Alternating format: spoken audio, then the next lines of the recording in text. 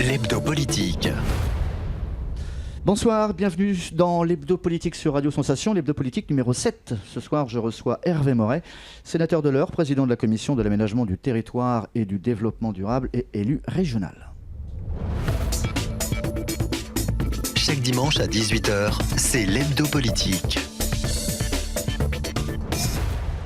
Monsieur Moret, bonsoir. Bonsoir. Vous avez 56 ans, marié, papa de 3 filles. Vous êtes titulaire d'une maîtrise en droit public, diplômé de l'Institut d'études politiques de Paris. Vous avez été dirigeant de société, de conseil en communication. Votre vie politique a commencé à Bonneville-Apteaux, puis à Bernay. Vous avez été conseiller municipal avant d'en être le maire durant 3 mandats. Vous avez été conseiller aussi auprès d'Hervé Morin, alors ministre de la Défense, président de l'intercom de la CCBE. Vous siégez toujours au conseil de surveillance de la SNCF et vous avez entre autres présidé le syndicat mixte Heure Numérique dans lequel vous êtes toujours présent. L'hebdo politique sur Sensation Normandie. La première question, Monsieur Moret, pour détendre un peu l'atmosphère. Vous êtes le petit-fils de Max Moret, auteur dramatique et fils de Marcel Moret, directeur de théâtre des Variétés. Est-ce que la vie d'artiste vous a tenté ou ça faisait pas très sérieux ?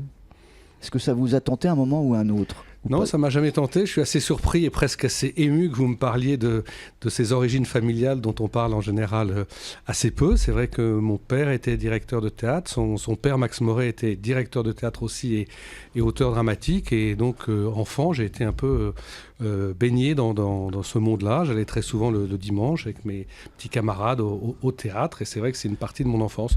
J'ai jamais envisagé d'embrasser cette carrière, mais certains diront peut-être que quand on fait de la politique, c'est une forme de théâtre. Donc peut-être que ce bain familial m'a conduit à faire de la politique. Non, sérieusement, je ne le pense pas, mais c'est vrai que c'était quelque chose qui a, encore une fois, été très présent dans mon enfance, toute la partie théâtre et culture. Est-ce que votre famille a marqué l'histoire de Bernay ou pas du tout ? Non, ma famille n'a pas marqué l'histoire de Bernay. Je suis le premier Bernayen. Je ne me revendique pas du tout des racines bernayen comme le font parfois un certain nombre d'hommes politiques qui se cherchent des racines.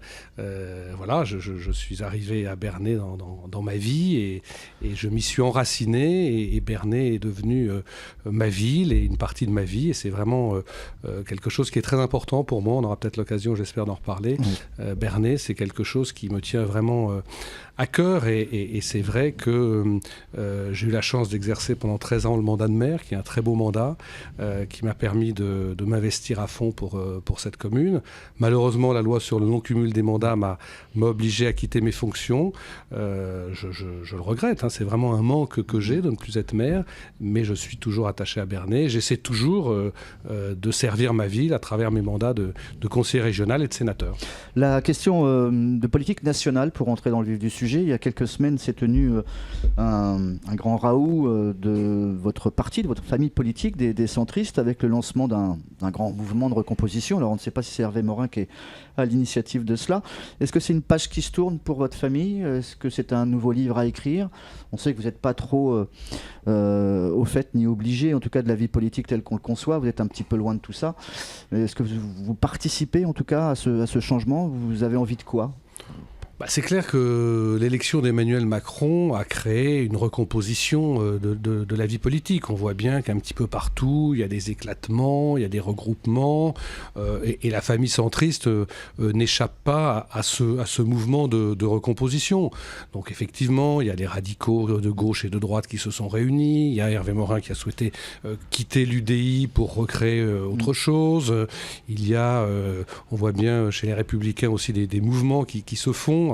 On a bien vu quand même que dans notre département, les deux principaux leaders des Républicains sont aujourd'hui en marche.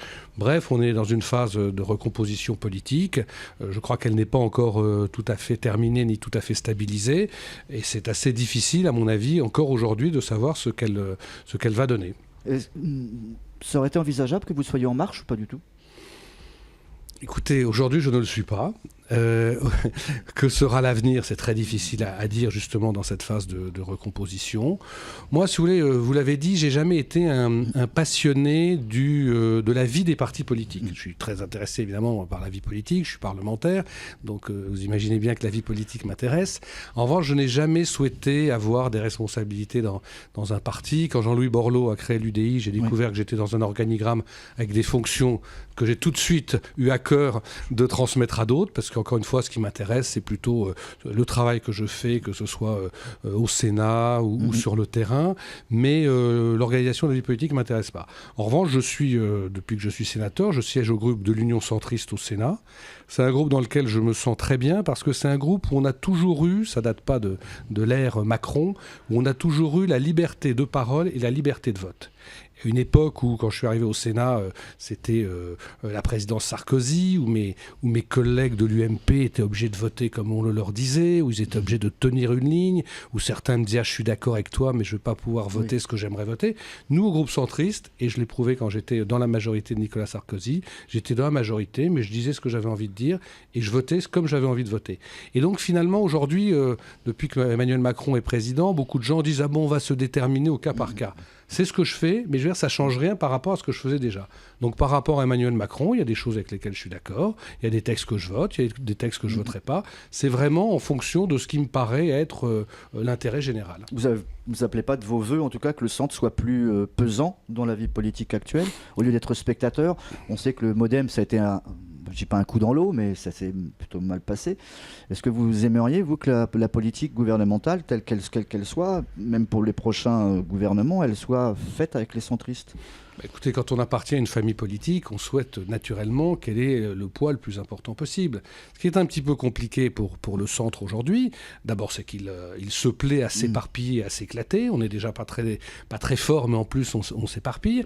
Et de surcroît, Emmanuel Macron a repris beaucoup de nos idées. Donc c'est très difficile d'avoir un propos vraiment audible et distinct du sien quand un certain nombre de nos idées, je pense notamment sur l'Europe, sont reprises par Emmanuel Macron. Voilà.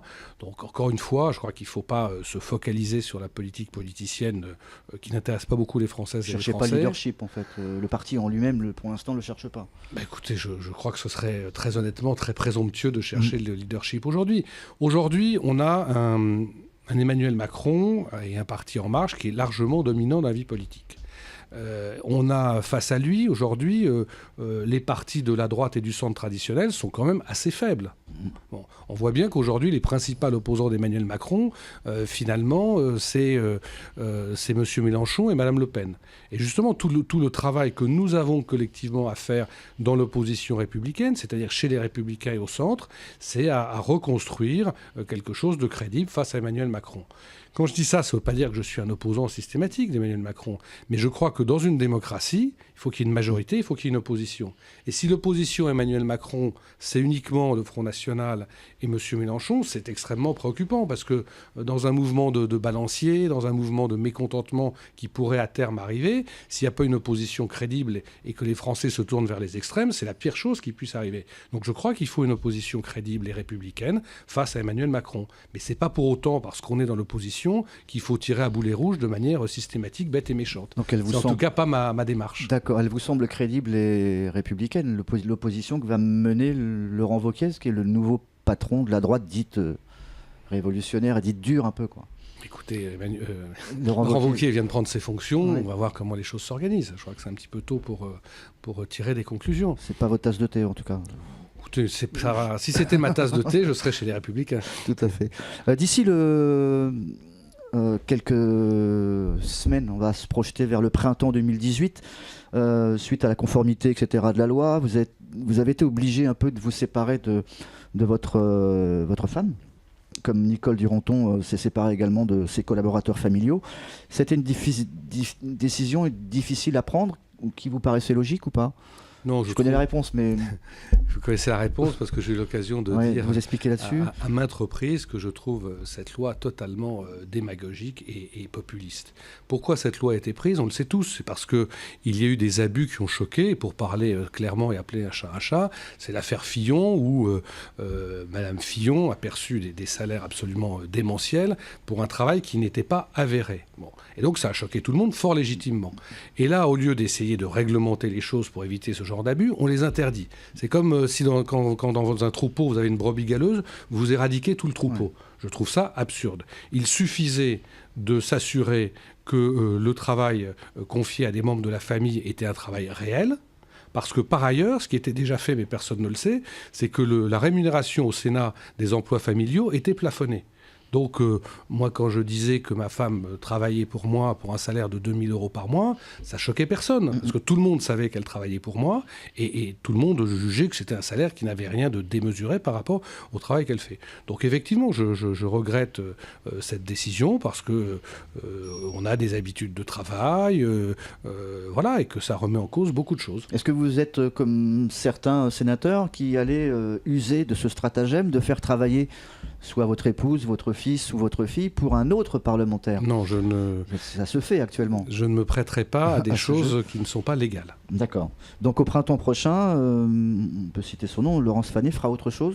Je ne sais pas si elle fera autre chose, parce que pour être très, très transparent avec vous, on a envie de continuer à travailler ensemble. Donc peut-être qu'elle continuera à faire la même chose, mais de manière bénévole. D'accord. Vous avez été reconduit en octobre à la présidence de la commission d'aménagement du territoire et développement durable au Sénat. Qu'est-ce que c'est? Comment ça marche tout ça? On peut dire que c'est la fille spirituelle de l'ancienne Datar ou pas du tout? Non, vous savez, dans les assemblées parlementaires, l'Assemblée nationale ou le Sénat, il y a des commissions, ça s'appelle des commissions permanentes, elles sont en nombre réduit. Il y en a 7 dans chaque assemblée qui couvrent les grands champs de la vie politique. Je ne vais pas énumérer toutes ces commissions, ce serait un peu long. Celle que je préside, elle couvre donc l'aménagement du territoire et le développement durable, mais ça inclut aussi tout ce qui est mobilité, infrastructures routières, autoroutières, le ferroviaire, l'aéroportuaire, les ports, l'écologie. Enfin, c'est quelque chose de très large. La santé sous l'angle environnement, parce qu'il y a aussi une partie de la santé qui est à la commission des affaires sociales. Donc dès lors qu'il y a un texte législatif qui se rapporte à ces sujets, eh bien c'est nous qui examinons ce texte avant qu'il soit débattu dans l'hémicycle. Et depuis la réforme constitutionnelle de 2008, ce sont même les commissions qui réécrivent les textes qui viennent du gouvernement. Quand un projet de loi arrive, il est examiné par la commission qui peut le modifier avant qu'il ne vienne dans l'hémicycle. D'accord. Et puis au-delà de ce travail législatif, on a la possibilité de mettre en œuvre des missions d'information, des missions d'enquête pour creuser des sujets. Pour prendre un exemple, j'ai eu l'occasion de faire des rapports sur un sujet qui m'est cher, la démographie médicale, le numérique. Bon, on a aussi cette capacité à faire des rapports, à mettre en place des groupes de travail et des missions d'information pour aller au fond des sujets qui relèvent de la compétence de la commission que je préside. La commission d'aménagement du territoire a organisé une table ronde il y a quelques semaines sur le canal Seine-Nord-Europe, en présence de Xavier Bertrand. En quoi c'est intéressant et en quoi ça peut interpeller le Normand? Parce qu'en fait, c'est assez vague tout cela. On y travaille sur ce canal depuis plusieurs dizaines d'années. Qu'est-ce que ça va changer dans la vie de tous les jours? Alors, c'est évidemment pas en tant que Normand que j'ai organisé cette table ronde, mais en tant que président de commission. Et c'est un projet qui relève des compétences de la commission, puisque comme je vous le disais, on est compétent sur tout ce qui est infrastructure, et notamment, je ne l'ai pas cité tout à l'heure, mais notamment aussi le fluvial. Et là, on a un projet d'aménagement du territoire majeur, bien sûr pour la région des Hauts-de-France, mais aussi pour l'ensemble du pays, puisque c'est un projet qui doit permettre de relier par voie fluviale la région du nord de la France à l'Europe du Nord et au reste du territoire français. Est-ce que ça pourrait bénéficier au port du Havre? Alors il y a en l'état actuel des choses plutôt des inquiétudes de la part des Normands qui ont peur justement que ce canal soit de nature à défavoriser le port du Havre au profit des ports du nord de l'Europe. Donc il y a la nécessité de mettre un certain nombre de garanties et de permettre un certain nombre d'aménagements du port du Havre pour éviter que ce canal soit défavorable à la Normandie. On va parler transport et TER et SNCF tout à l'heure, juste après cette petite coupure, puisqu'on passe à la deuxième partie de cette émission. L'hebdo politique. La suite de cet hebdo politique où je reçois le sénateur de l'Eure, Hervé Moret. Nous parlions tout à l'heure du canal pour la partie nord de l'Europe. Pour la partie transport et SNCF aussi, vous avez travaillé sur un sujet qui a fait polémique, enfin dans certains univers. Les trains d'équilibre de territoire, etc., ouverts à la concurrence, on parle de sans doute janvier 2020 ou 2021, pour les TGV en tout cas. Au début, pour la concurrence, ça sera pour les transports de voyageurs. C'est un gros dossier que la ministre des Transports veut décanter un peu plus tard. Pourquoi ce projet de loi? Pourquoi vous y êtes attaché à cette concurrence ouverte de la SNCF? Est-ce que vous pensez que ça ne va pas assez vite? Alors d'abord, c'est quelque chose qui est prévu par les textes européens, ce qu'on appelle dans le jargon de Bruxelles le 4e paquet ferroviaire qui a été adopté en 2016, prévoit que pour les trains, ce qu'on appelle réglementés, c'est-à-dire les TER, les trains régionaux et les TET, cette ouverture à la concurrence doit s'effectuer en décembre 2019 et pour les trains commerciaux, dits commerciaux, c'est-à-dire les TGV, en janvier 2021. Donc ça, c'est une obligation fixée par le droit européen. Et pour qu'elle entre en application, il faut qu'il y ait un texte français. Et donc moi, j'ai travaillé un texte sur ce sujet parce que je pense d'abord qu'il faut que l'on prépare le plus en amont possible cette ouverture à la concurrence. Souvent en France, on attend le dernier moment et du coup, les choses sont mal préparées, elles sont faites à la hâte. Et moi, je pense qu'il faut les anticiper. Et ensuite, je pense qu'il faut que la SNCF soit le plus rapidement possible ouverte à la concurrence. On voit bien aujourd'hui, tous les usagers vous le diront, que la SNCF, il y a quelque chose qui ne va pas. C'est de plus en plus cher, c'est un service de moins en moins satisfaisant, des retards qui ne cessent d'augmenter. Et je pense, pour avoir vu notamment ce que l'ouverture à la concurrence donne dans d'autres pays comme l'Allemagne, que l'ouverture à la concurrence doit permettre de secouer cette vieille dame qui est la SNCF.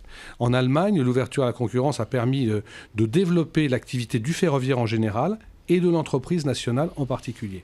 Je vous signale qu'il y a un très récent rapport de l'ARAFER, qui est l'autorité de régulation du ferroviaire, qui montre que dans tous les pays d'Europe, l'activité du ferroviaire a augmenté au cours des dernières années. Il n'y a qu'en France qu'elle a baissé. Ça montre bien qu'il y a un problème. Et je ne reviens pas sur ces pannes régulières d'un autre monde qui font que tout d'un coup, parce qu'il y a un fusible qui saute, il y a des dizaines de milliers de voyageurs qui sont pris en otage. Ce n'est pas possible, c'est plus possible, et ça montre bien que la SNCF a besoin d'être challengée par une mise en concurrence. Et donc c'est l'objet de ce texte. Il y a un gros chantier aussi sur la réfection des rails. Tout à fait. Ça, c'est pas forcément la SNCF qui doit prendre en compte cela. Est-ce que c'est la région ou... Si vous voulez, sur la situation du réseau, on a un réseau qui est en très mauvais état.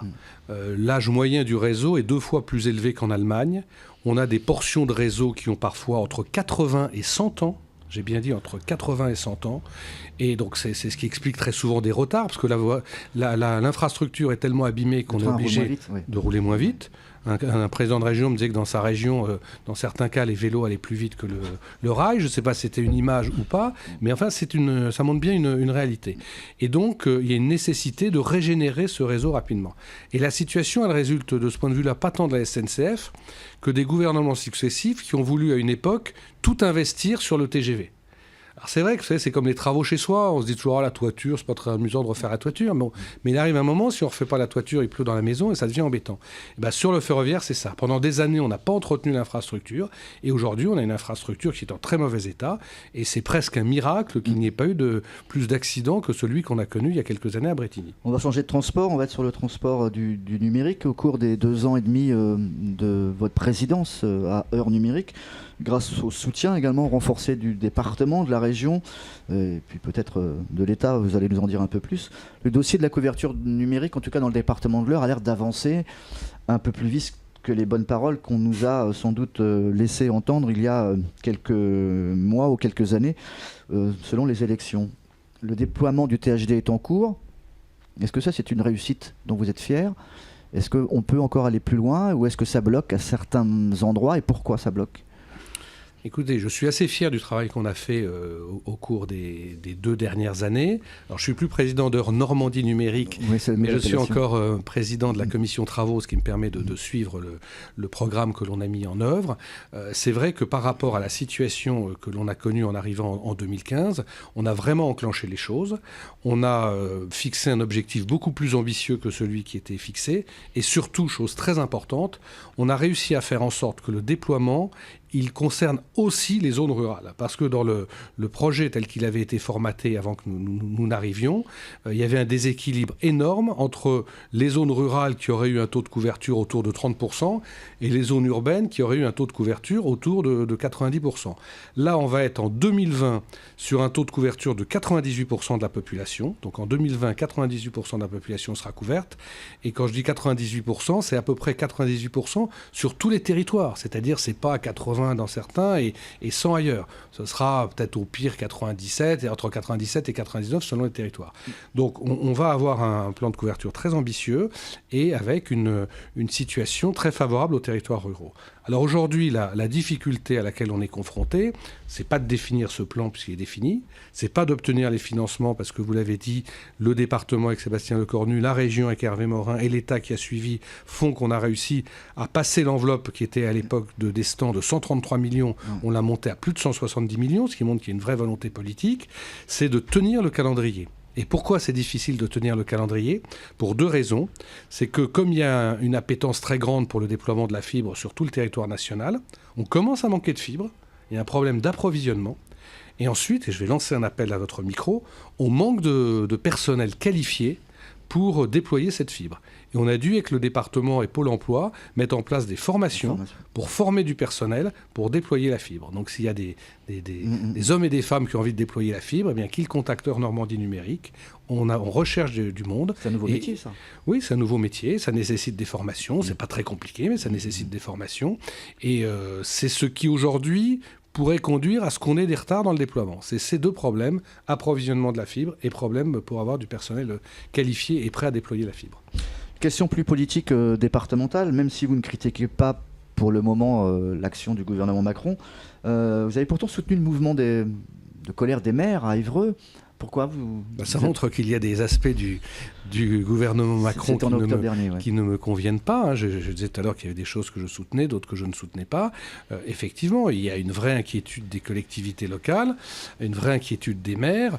Cet été, on a quand même vu la suppression d'une grande partie des emplois aidés qui étaient quand même très précieux aux collectivités locales et à un certain nombre d'associations. On a vu disparaître la réserve parlementaire, ce qui a été une véritable bêtise. Là aussi, c'est vraiment comme pour les emplois familiaux, c'est de la démagogie et du populisme.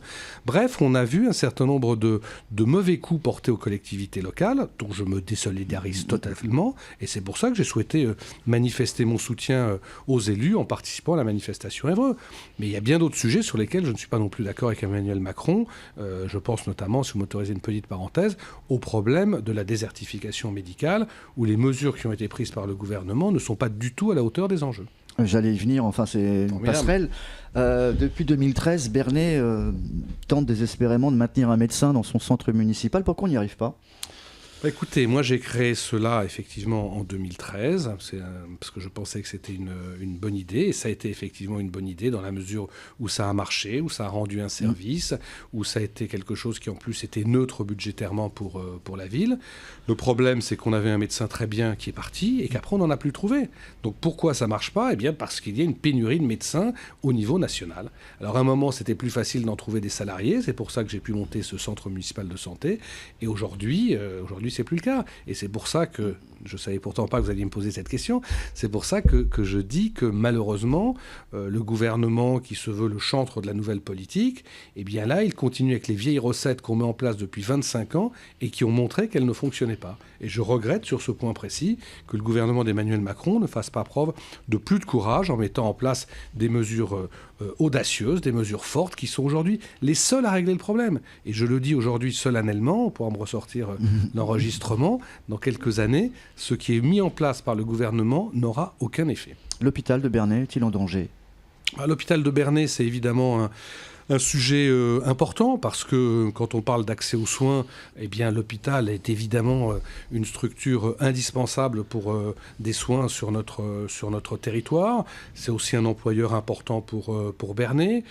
Quand j'étais maire, je me suis beaucoup mobilisé pour l'hôpital de Bernay. On a obtenu le scanner, on a obtenu la construction d'un nouveau bâtiment. Bref, on a obtenu beaucoup. Aujourd'hui, je suis toujours très attentif à ce qui se passe. J'ai eu l'occasion de rencontrer la directrice régionale de l'agence de santé pour lui dire toute l'importance de l'hôpital pour ce territoire. On attend incessamment sous peu, puisqu'elle m'a dit que ce serait pour début janvier des décisions. J'espère vraiment que l'hôpital de Bernay sera conforté. Des choses qui vont bien dans votre ville, c'est toujours votre ville de Bernay. Le théâtre Piaf, le nouveau cinéma, la Wi-Fi qui marche un peu partout, les travaux en ville. Il y a la survie du commerce, les nouveaux collèges du hameau, Marie Curie. Vous suivez ces grands dossiers, vous ?